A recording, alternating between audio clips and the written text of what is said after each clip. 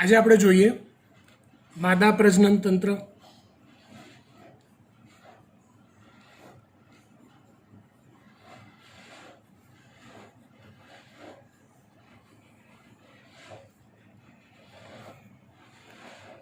માદા પ્રજનન તંત્રમાં મુખ્ય પ્રજનન અંગ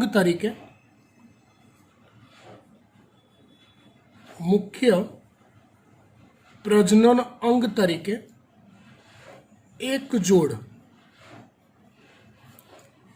અંડપિંડ આવેલા હોય છે. મુખ્ય પ્રજનન અંગ એટલે જે અંગ પ્રજનન કોષોનું નિર્માણ કરવાનું મુખ્ય કાર્ય કરે એને કહેવાય મુખ્ય પ્રજનન અંગ. તો અંડપિંડ એ કામ કરે છે. જ્યારે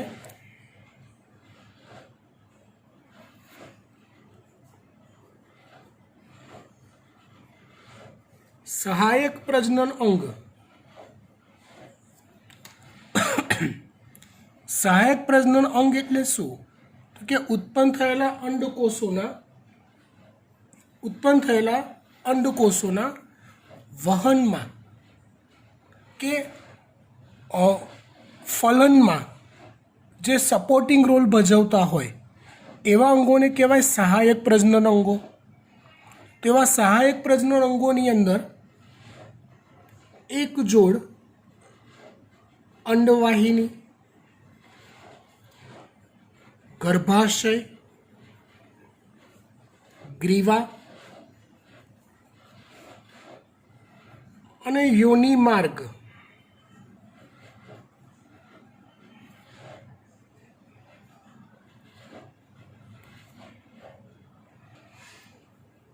નો સમાવેશ થાય છે. આ સિવાય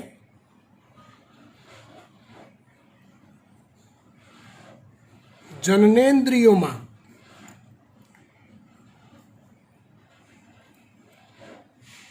જનનેન્દ્રિયો એટલે શું? તો માદાને અને નરને સફળ મૈથુન ક્રિયા કરવા માટે જાતીય રીતે ઉત્તેજિત થવું અનિવાર્ય છે. જો એ જાતીય ઉત્તેજના નથી આવતી તો સફળ મૈથુન ક્રિયા થવી શક્ય નથી. તો એ જાતીય ઉત્તેજના મેળવવા માટેના જે સંવેદનશીલ વિસ્તારો છે એને જનનેન્દ્રિયો કહેવાય છે. જેમાં મોન્સ પ્યુબિસ,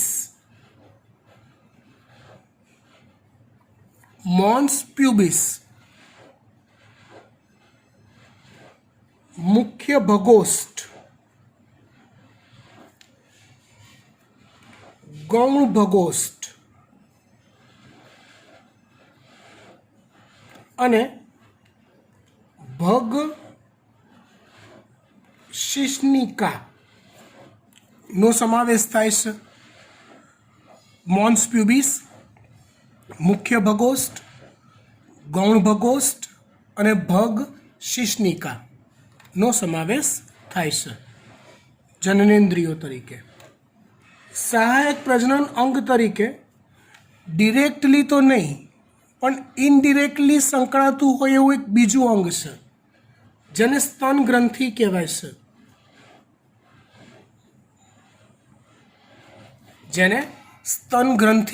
છે. એ પણ સહાયક પ્રજનન અંગમાં ઇનડિરેક્ટલી ગણી શકાય છે. આજના લેક્ચરમાં સ્તન ગ્રંથિને બાદ કરતા બાકીની બધી જ રચનાઓ વિશે આપણે ડિટેલમાં ચર્ચા કરીશું.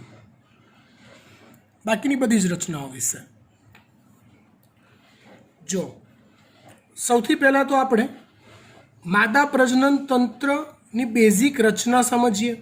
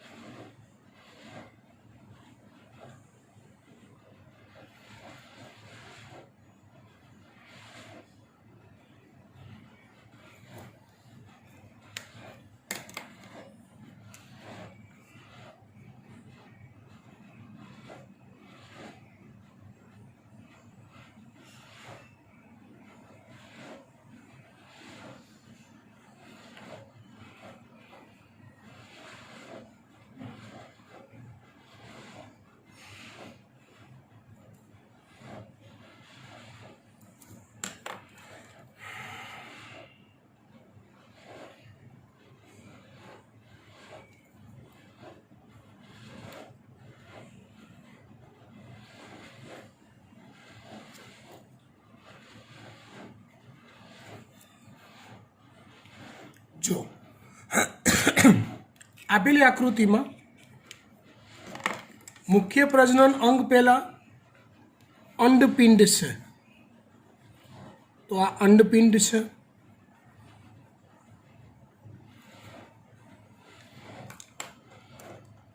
સૌથી પહેલાં આપણે અંડપિંડની ચર્ચા પૂરી કરીએ.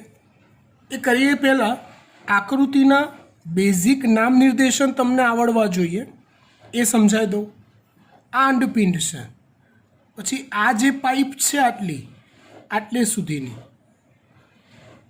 એ અંડવાહિની છે. આ પાઇપ બરાબર. અંડવાહિનીની રચનાને 3 ભાગમાં વહેંચાય.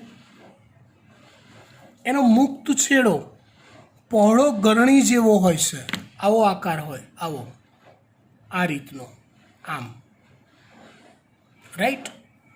મુક્ત છેડો એનો પહોળો ગરણી જેવો હોય છે, જેને અંડવાહિની નિવાપ કહેવાય છે. જેને અંડવાહિની નિવાપ કહેવાય છે. મુક્ત છેડો પહોળો ગરણી જેવો, અંડવાહિની નિવાપ. એ અંડવાહિની નિવાપની સપાટી પર ફિંબરી આવેલી હોય છે. કશા જેવી રચના સળંગ આવેલી હોય, ફિંબરી. અંડવાહિની નિવાપ પછીનો જે ભાગ છે એ સહેજ પહોળો હોય, ફૂલેલો હોય, જેને તુંબિકા કહેવાય છે. જેને તુંબિકા કહેવાય છે. અહીંયા આ ભાગ તુંબિકા છે. તુંબિકા પછીનો જે ભાગ છે એ પ્રમાણમાં સાંકડો હોય છે. એ સાંકડા ભાગને ઇથમસ કહેવાય છે. શું કહેવાય? ઇથમસ કહેવાય છે. બરાબર. આ ત્રણેય ભેગા મળીને જે રચના બનાવે એને અંડવાહિની કહેવાય છે. એટલે આપણે એવું કહી શકીએ, અંડવાહિનીને 3 ભાગમાં વહેંચાય. એક અંડવાહિની નિવાપ, તુંબિકા અને ઇથમસ. ત્યાર પછી આ ફૂલેલો ભાગ છે, એ ભાગનું નામ છે ગર્ભાશય.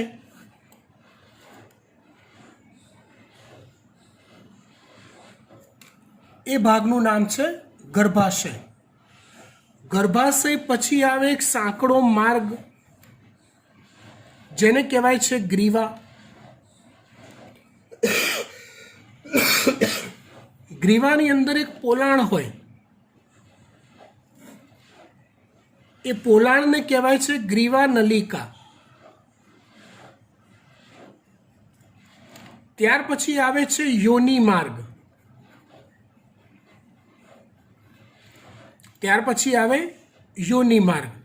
એના છેડે હોય યોનિ દ્વાર. એના છેડે હોય યોનિ દ્વાર. યોનિ માર્ગમાં એક પાતળો છિદ્ર ધરાવતો પડદો હોય, મુદ્રિકા સ્નાયુઓનો બનેલો. પાતળો છિદ્ર ધરાવતો એક પડદો હોય, મુદ્રિકા સ્નાયુઓનો બનેલો, જેને કહેવાય છે યોનિ પટલ. જેને કહેવાય છે યોનિ પટલ. આથી આકૃતિ અને એના નામ નિર્દેશન. ફરીવાર અંડપિંડ, અંડવાહિની. અંડવાહિનીમાં અંડવાહિની નિવાપ, તુંબિકા, ઇથમસ. ગર્ભાશય, ગ્રીવા, ગ્રીવાનું પોલાણ, ગ્રીવા નલિકા. યોનિ માર્ગ, એનો છેડો, છિદ્ર, યોનિ દ્વાર. અને યોનિ માર્ગમાં વચ્ચે આવે મુદ્રિકા સ્નાયુઓનો છિદ્રોયુક્ત પડદો, પતલો પડદો, જેને કહેવાય છે યોનિ પટલ. બરાબર. ચલો, વાતની શરૂઆત કરીએ આપણે અંડપિંડથી.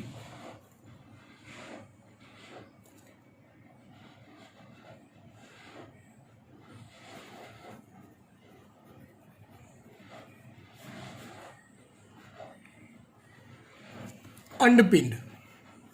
અંડપિંડ એ ગર્ભાશયની પાર્શ્વ બાજુએ આવેલા હોય છે.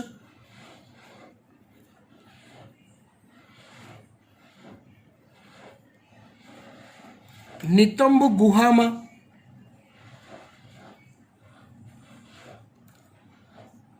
અને અસ્થિબંધ દ્વારા, અસ્થિબંધ એક સંયોજક પેશી છે. અસ્થિબંધ એક સંયોજક પેશી છે, 11માં આવતી હતી. સ્નાયુબંધ, અસ્થિબંધ, તંતુઘટક પેશી આવી સંયોજક પેશી આવતી હતી. તો અસ્થિબંધ દ્વારા તે ગર્ભાશય અને અંડવાહિની સાથે જોડાયેલા હોય છે. અંડપિંડ આ અસ્થિબંધ નામની પેશી દ્વારા, સંયોજક પેશી દ્વારા ગર્ભાશય સાથે અને અંડવાહિની સાથે, એકચ્યુઅલી નિતંબની દિવાલ સાથે પણ એ જોડાયેલા હોય છે. કોના દ્વારા? અસ્થિબંધ દ્વારા. બરાબર. અંડપિંડ એ અંડકોષોનું નિર્માણ કરવાનું કાર્ય કરે છે. એ નિર્માણ કાર્ય કેવી રીતે કરે? તો એ આવશે અંડકોષ જનન, જે હજી આવતા લેક્ચરમાં ચાલશે. બરાબર.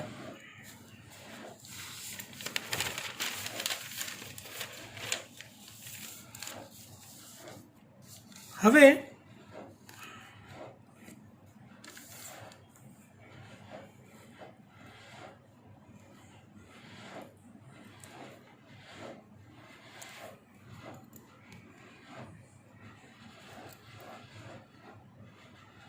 સમજો,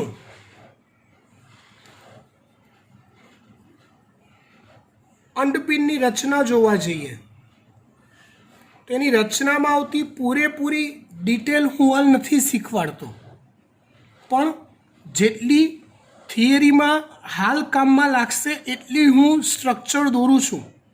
હવે જ્યારે હું અંડકોષ જનન શીખવાડીશ ને નેક્સ્ટ લેક્ચરમાં, ત્યારે આ આકૃતિ હું ફરીવાર શીખવાડીશ, ત્યારે વધુ સારી રીતે ટોપિક ક્લિયર થશે.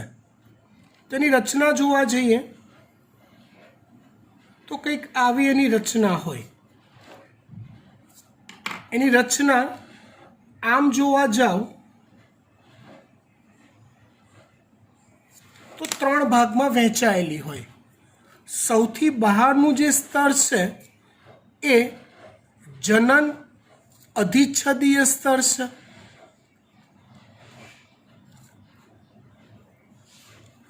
અંડપિંડનો છેદ લો, આડો છેદ લો, તેમાં સૌથી બહાર તમને જનન અધિચ્છદીય સ્તર જોવા મળે છે. હવે એની અંદરનો જે વિસ્તાર છે એ આખો અંડપિંડનો આધારક કહેવાય છે. અંદરનો આખો વિસ્તાર એ અંડપિંડનો આધારક કહેવાય છે. આધારકમાં જે બહારનો વિસ્તાર થયો આ, એને બાહ્યક કહેવાય છે, અને અંદરનો જે વિસ્તાર છે એને મજ્જક કહેવાય છે. એટલે આમ જોવા જાઓ તો અંડપિંડની રચનાના 3 ભાગ: જનન અધિચ્છદીય સ્તર, બાહ્યક અને મજ્જક. રાઈટ. તો જનન અધિચ્છદીય સ્તર સૌથી બહારની તરફ આવેલું હોય છે.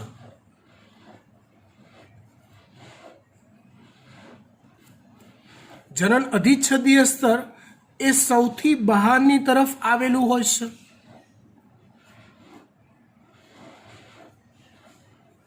જેના કોષોમાંથી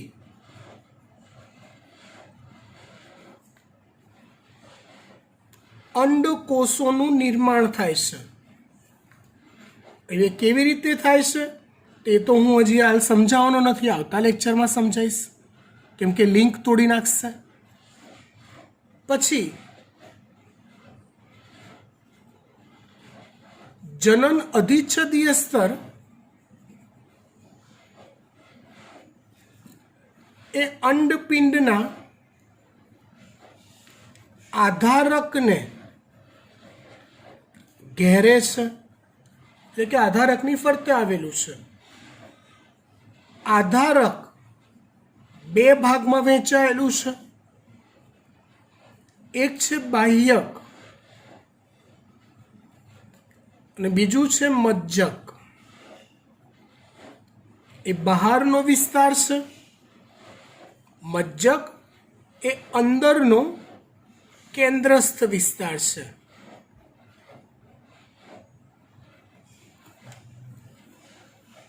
બાહ્યક વિસ્તારમાં અથવા બાહ્યક આધારકમાં અંડકોષ જનન નામની ઘટના બને છે. એટલે એના જે ફેરફારો છે, ચોપડીમાં તમે એક આકૃતિ જોશો, પાના ફેંદશો એટલે અહીંયા અલગ અલગ અવસ્થાઓ આપી છે અંડકોષ બનવાની. તો એ બધી પ્રોસેસ છે બાહ્યક વિસ્તારમાં થાય છે અહીંયા. જ્યારે મજ્જક વિસ્તાર જે છે એ પોષક દ્રવ્ય થી ભરેલો હોય છે. મજ્જક વિસ્તાર છે શેનાથી? પોષક દ્રવ્યોથી ભરેલો હોય છે. સમજી ગયા વાત?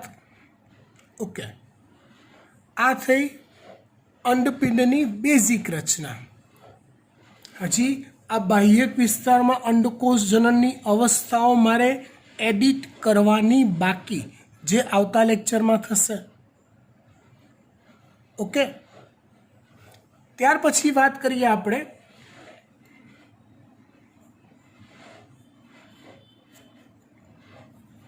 સહાયક પ્રજનન અંગોની.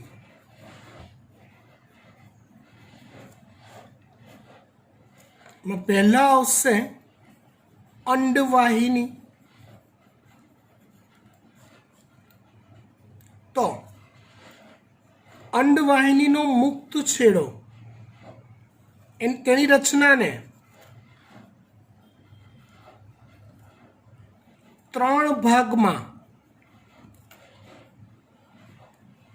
વહેંચી શકાય છે. એની રચનાને કેટલા ભાગમાં? 3 ભાગમાં વહેંચી શકાય છે.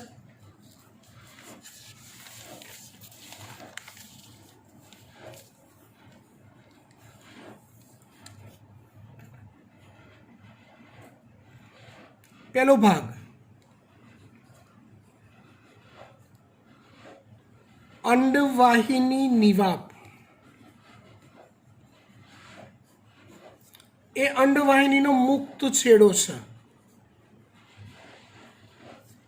પહોળો ગરણી જેવો છે.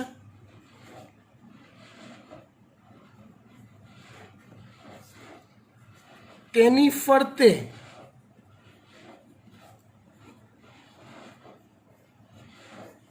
ફિમ્બરી આવેલી હોય છે.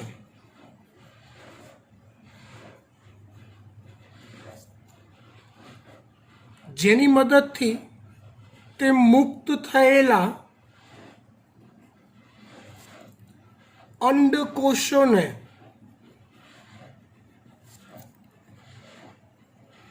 અંડવાહિની તરફ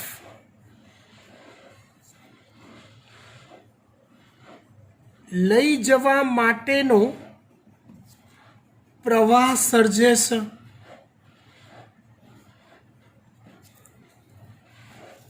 કંઈક આ રીતે જો સમજો. અંડપિંડમાંથી અંડકોષ જ્યારે મુક્ત થાય, અહીંયા જો અંડપિંડ અને અંડવાહિની એ સીધું ભૌતિક જોડાણ ધરાવતા નથી કે જેનાથી આમાંથી અંડકોષ મુક્ત થયો સીધો અંદર જ જાય. એ અહીંયા આ અવકાશીય વિસ્તારોમાં મુક્ત થાય છે અંડકોષ. આ રીતે ધારો કે તો એ મુક્ત થયેલો અંડકોષ અંડવાહિનીની અંદર જ જાય એના માટે ચોક્કસ પ્રકારનો પ્રવાહ સર્જવો પડે, આમ આ રીતે.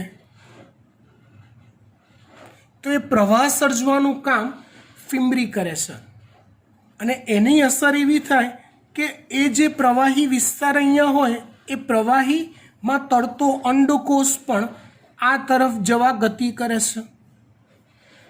ઇન શોર્ટ, મુક્ત થયેલો અંડકોષને અંડવાહિનીમાં પ્રવેશ થવા માટે ફિમ્બ્રીનું હલનચલન જરૂરી હોય છે. તો એ મુક્ત થયેલો અંડકોષ અંડવાહિનીમાં પ્રવેશે અને એનું મોઢું પહોળું આપી દીધું, જેના કારણે પ્રવેશ ઇઝીલી થઈ શકે છે. સમજી ગયા? ડન.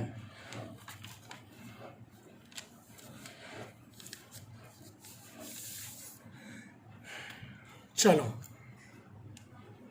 ત્યાર પછી બીજો ભાગ આવે છે તુંબિકા. તો અંડવાહિની નિવાપ પછીનો ફૂલેલો ભાગ એ તુંબિકા છે. આના વિશે આટલું જ. ત્રીજો ભાગ છે ઇથમસ. તો તુંબિકા પછીનો સાંકડો ભાગ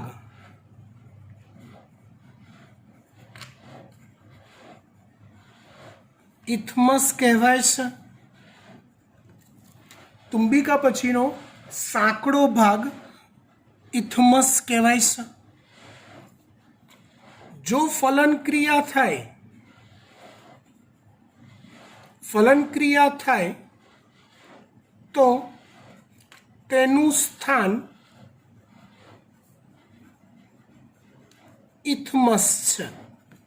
મતલબ તમે જ્યારે નર પ્રજનન તંત્ર ભણ્યા, સમજો બરાબર, તમે જ્યારે નર પ્રજનન તંત્ર ભણ્યા ગયા લેક્ચરમાં, ત્યારે એમાં સ્પષ્ટ એવી વાત હતી કે ભાઈ નર પોતાના ટટ્ટાર થયેલા શિશ્નને માદાના યોનિ માર્ગમાં દાખલ કરે છે સફળ મૈથુન ક્રિયા માટે.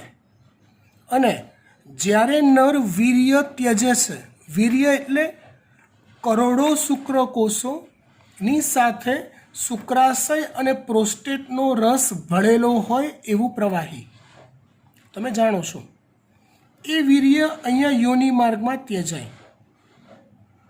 પછી આ માર્ગમાં ચોક્કસ પ્રકારના સંકોચનો સર્જાય અને એ સંકોચનોના લીધે વીર્ય વધુ ઉપર ચડતું જાય.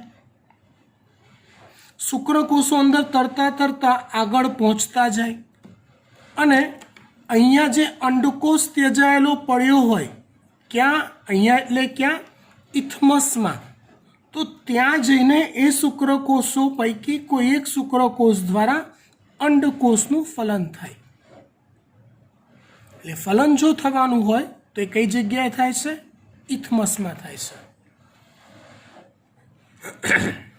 ત્યાર પછી વાત કરીએ આપણે ગર્ભાશયની. ધ્યાન આપજો.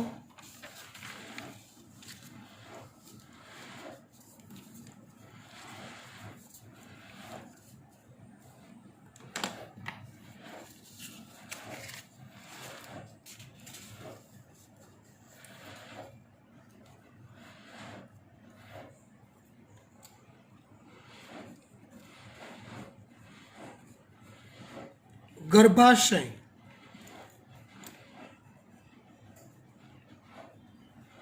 બંને અંડવાહિની ગર્ભાશયમાં ખુલે છે.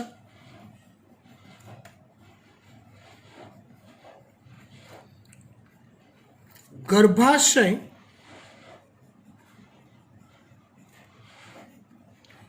ઊંધા નાસપતિ નામનું ફળ આવે છે.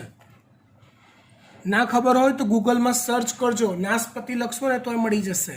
હા, ગર્ભાશય ઊંધા નાસપતિ આકારનું હોય છે. ગર્ભાશયની દિવાલ એ 3 સ્તરોમાં વહેંચાયેલી હોય છે. એક, પેરીમેટ્રિયમ.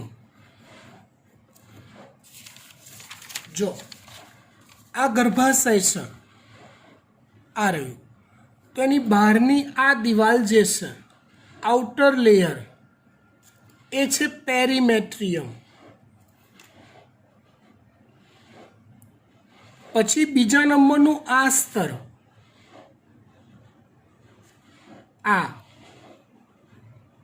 એ છે માયોમેટ્રિયમ, લખીએ છીએ હમણાં પાછળ આપણે. અને ત્રીજા નંબરનું આ લાલ કલરનું સ્તર બનાવ્યું છે, એ સ્તર છે એન્ડોમેટ્રિયમ.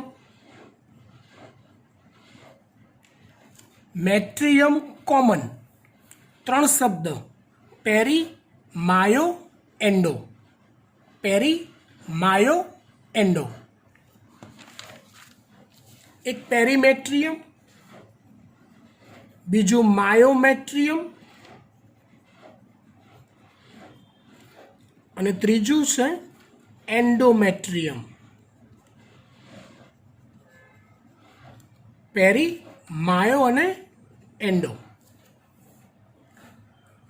ચલો વાત કરીએ આપણે પેરીમેટ્રિયમની.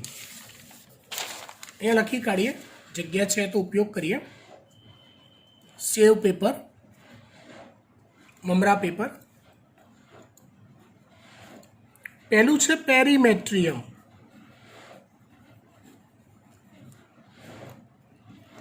તો તે ગર્ભાશયની દિવાલનું સૌથી બહારનું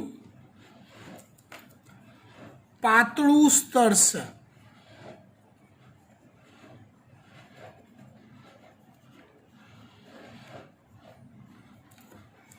ગર્ભાશયની દિવાલનું સૌથી બહારનું પાતળું સ્તર છે કોણ? પેરીમેટ્રિયમ.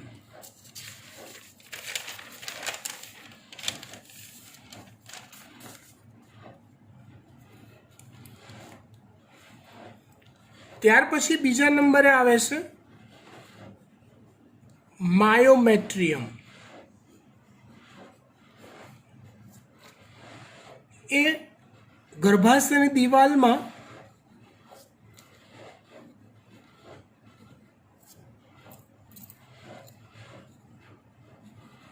વચ્ચે આવેલું સ્તર છે. આ સ્તર અરેખિત સ્નાયુ પેશીનું બનેલું હોય છે. જ્યારે પ્રસૂતિની ક્રિયા થાય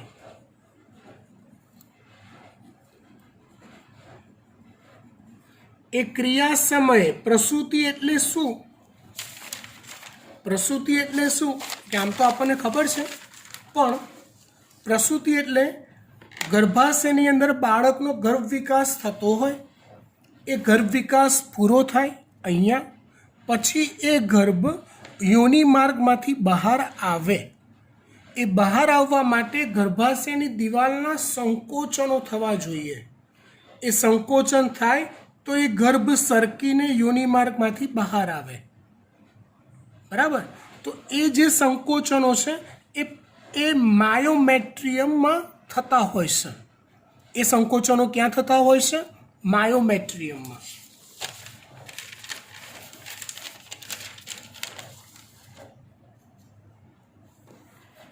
પ્રસૂતિની ક્રિયા સમયે ગર્ભાશયની દિવાલમાં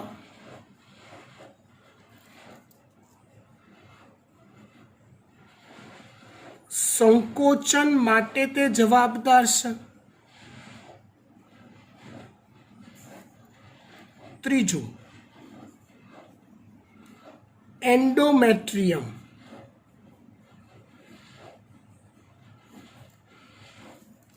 ગર્ભાશયની દિવાલનું સૌથી અંદરનું સ્તર છે, આ સ્તર પરિવર્તનશીલ છે. પરિવર્તનશીલ એટલે શું તો સમજાવો. ચલો, આમાં માદાની અંદર એક ઋતુચક્ર અથવા ઋતુસ્ત્રાવ અથવા માસિક નામની એક કુદરતી ઘટના સર્જાતી હોય છે. એ આખું એક ઋતુચક્ર છે જે આપણે આગળ ભણીશું આ ચેપ્ટરમાં, પણ થોડોક એનો આછો પાતળો ખ્યાલ લઈ દઈએ. થોડોક આમાં કેવું હોય કે માદા અંડપિંડમાંથી અંડકોષ સર્જે. એ સર્જાયેલો અંડકોષ અંડવાહિનીના ઇથમસમાં આવે. હવે બે શક્યતાઓ રહે, કાં તો શુક્રકોષ દ્વારા એ અંડકોષનું ફલન થાય કાં તો ના થાય. પણ જો ફલન થયું, જો નથી થતું ફલન તો અલગ વસ્તુ છે. પણ જો ફલન થયું તો તાત્કાલિક એ ફલિતાંડમાંથી ગર્ભ વિકાસ ચાલુ કરી દેવો પડે, તાત્કાલિક.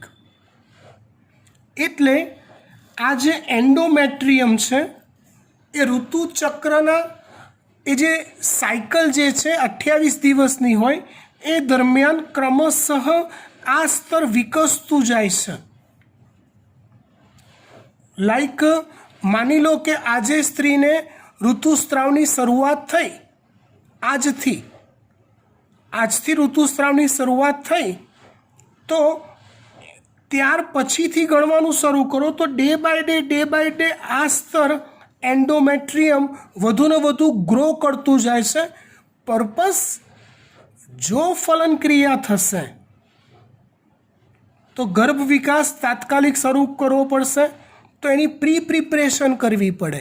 તો એના માટે આ ડેવલપ થતું જાય છે. અને જો ફલન ક્રિયા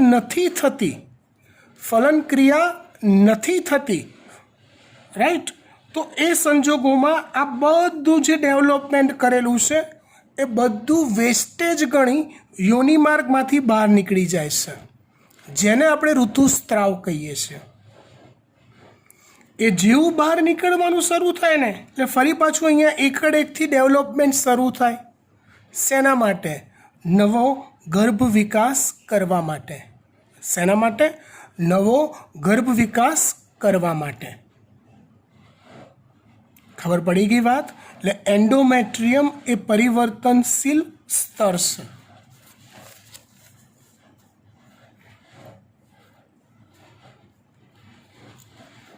એટલે ઋતુચક્ર દરમિયાન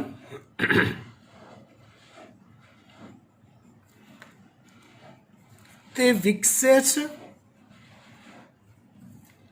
અને વિઘટન પણ પામે છે. એ ક્યારે વિઘટન ના પામે? તો કે જ્યારે અહીંયા ફલન ક્રિયા થઈ ગઈ, યસ થઈ ગઈ, હવે ગર્ભ વિકાસની જરૂર છે, હા, ત્યારે આ જે ડેવલપમેન્ટ થયેલું છે એ એટલું ને એટલું મેન્ટેન રહે છે અને વધારે થાય છે. પણ જો ફલન ક્રિયા નથી થતી તો આ બધું વેસ્ટેજ તરીકે નિકાલ પામે છે. ગર્ભાશયની વાત પૂરી કરી, ત્યાર પછી આપણે વાત કરીએ ગ્રીવા અને યોનિ માર્ગની.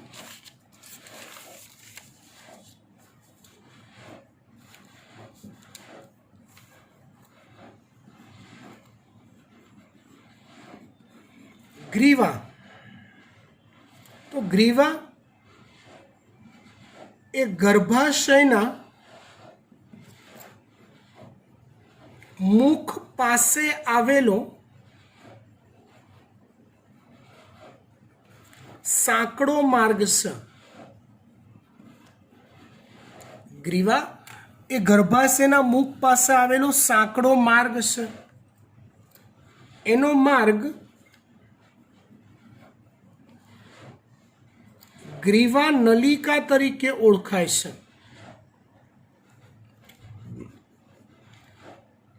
ત્યાર પછી આવે છે યોનિ માર્ગ.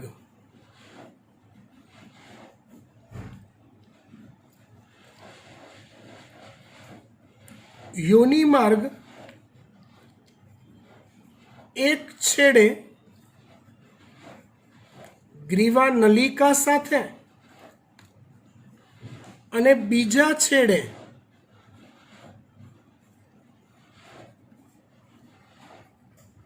યોનિ દ્વાર સાથે જોડાયેલો હોય છે. મૈથુન ક્રિયા કરવા માટે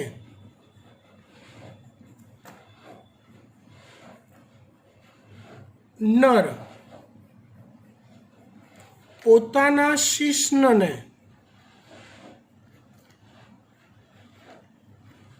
માદાના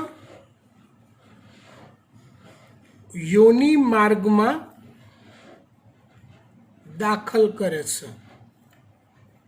એટલે મૈથુન ક્રિયા થવાનું સ્થાન તો યોનિ માર્ગ અને ફલન ક્રિયા થવાનું સ્થાન તો અંડવાહિનીનું ઇથમસ. ફરીવાર, મૈથુન ક્રિયા માટેનું સ્થાન તો યોનિ માર્ગ અને ફલન ક્રિયા માટેનું સ્થાન તો અંડવાહિનીનું ઇથમસ કહેવાય છે. યોનિ માર્ગની વચ્ચે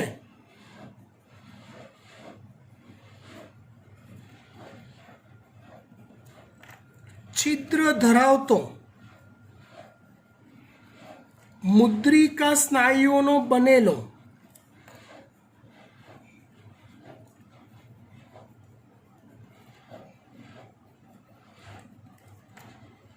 એક પડદો આવેલો હોય છે જેને યોનિ પટલ કહે છે. એક પડદો આવેલો હોય છે જેને યોનિ પટલ કહે છે. હવે જ્યારે પ્રથમવાર માદા દ્વારા પ્રથમવાર મૈથુન ક્રિયા થતી હોય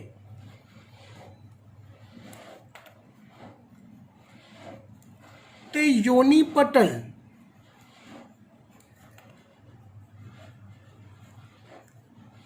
તૂટી જઈ શકે છે. પણ એવું જરૂરી નથી કે યોનિ પટલ મૈથુન ક્રિયાથી જ તૂટે. પ્રથમ મૈથુન ક્રિયાથી આકસ્મિક કોઈ અકસ્માત કે કોઈ વધુ પડતું સાયકલિંગ થયું હોય, કસરત વધુ પડતી થઈ હોય તો એવા રીઝનથી પણ યોનિ પટલ તૂટી જઈ શકે છે. નોર્મલ કિસ્સામાં માદાની કૌમર્યતાનું પ્રતીક યોનિ પટલને માનવામાં આવે છે, પણ એ સાચા અર્થમાં કૌમાર્યતાનું પ્રતીક છે નહીં, કેમ કે એ ઇનિશિયલી પ્રથમ મૈથુન ક્રિયા પહેલાં પણ એ તૂટી જઈ શકે છે. એનીવે, હવે આપણે વાત કરીએ આગળ. જો યોનિ માર્ગ સુધીની વાત કરી, હવે સ્તન ગ્રંથિ જે આપણે બાકી રાખવાની છે. હવે જનનેન્દ્રિયોની ચર્ચા કરીએ. મોન્સ પ્યુબિસ, મુખ્ય ભગોષ્ઠ, ગૌણ ભગોષ્ઠ અને ભગ શિશ્નિકા.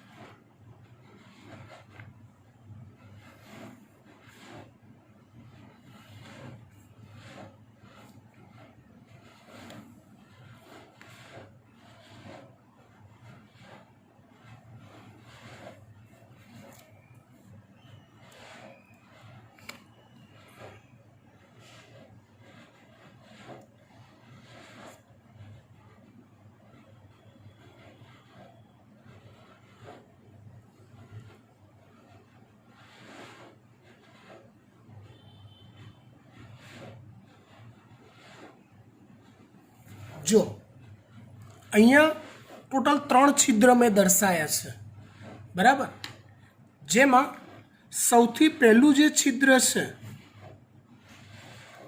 એ મૂત્રદ્વાર છે. નરની અંદર મૂત્રમાર્ગ અને જનન માર્ગ છેલ્લે સામાન્ય થઈ જાય છે શિશ્નની અંદર. આકૃતિ જોજો ધ્યાનથી. એટલે નરમાં એને મૂત્ર જનન માર્ગ કહી શકાય. માદામાં મૂત્રમાર્ગ અને જનન માર્ગ બંને સ્વતંત્ર હોય છે. એટલે પહેલો મૂત્રદ્વાર થયો. બીજું છિદ્ર છે એ છે યોનિ દ્વાર, અને ત્રીજું છિદ્ર જે છે એ છે મળદ્વાર. બરાબર. વાત કરીએ છીએ આપણે માદાની જનનેન્દ્રિયોની. તો પહેલી રચના આપણે જોઈએ, મોન્સ પ્યુબિસ. તો માદાના યોનિ માર્ગની આસપાસ, ખાસ કરીને ઉપરના વિસ્તારોમાં વાળ આવેલા હોય છે. હવે એ જે વાળ હોય ને એ વાળને પ્યુબિક વાળ કહેવાય. કયા વાળ કહેવાય? પ્યુબિક વાળ. હવે એ જે વાળ ધરાવતો સમગ્ર વિસ્તાર હોય એ પોચી ગાદી જેવો હોય. એ પોચી ગાદી જેવા એ સમગ્ર વિસ્તારને મોન્સ પ્યુબિસ કહેવાય છે.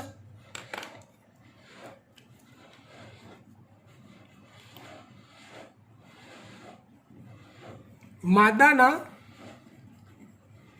યોનિ માર્ગની આસપાસ અને ઉપરના ભાગોમાં આવેલા જે વાળ છે એને પ્યુબિક વાળ કહેવાય છે. તે વાળ ધરાવતો પોચો ગાદી જેવો ભાગ ને મોન્સ પ્યુબિસ કહેવાય છે.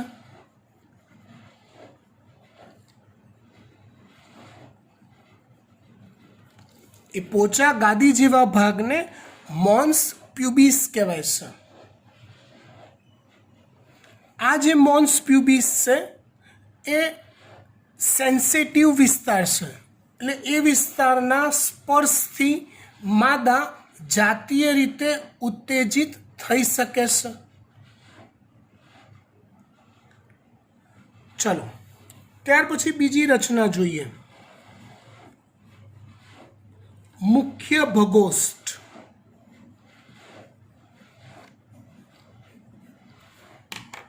મુખ્ય ભગોષ્ઠ એ મૂત્રદ્વાર અને યોનિ દ્વાર ની વચ્ચે આવેલો સંવેદનશીલ વિસ્તાર છે.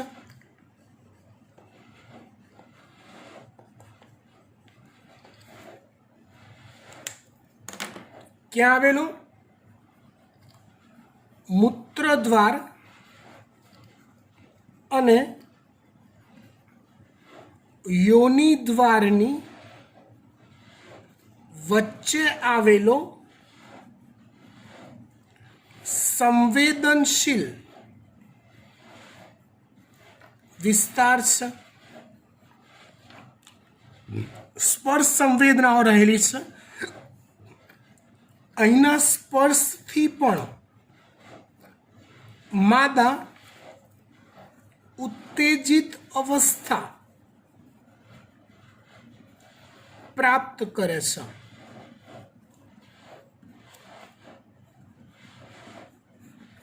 ત્રીજી રચના છે ભગ શિશ્નિકા.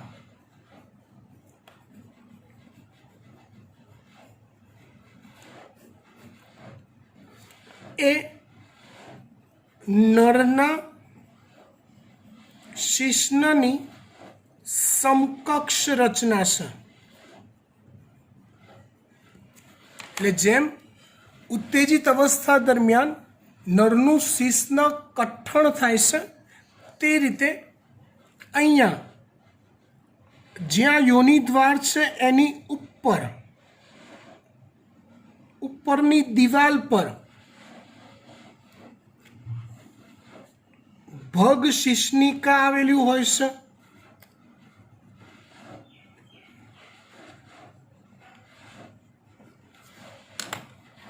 હવે આ જે ભગ શિશ્નિકા છે એ પણ ઉત્થાન પેશી ધરાવે છે. ઉત્થાન પેશી એટલે શું? તો કે ઉત્તેજિત અવસ્થા સમયે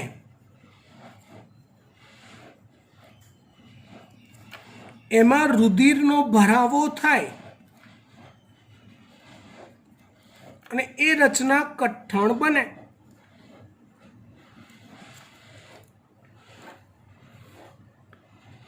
તો એ રચના ભગ શિશ્નિકા છે. ત્યાર પછી ચોથી રચના છે ગૌણ ભગોષ્ઠ.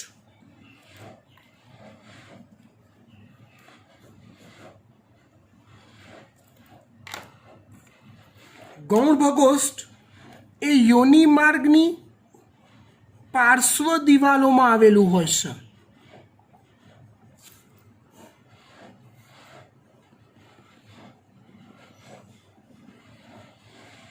અને સેમ કાર્ય કરે છે.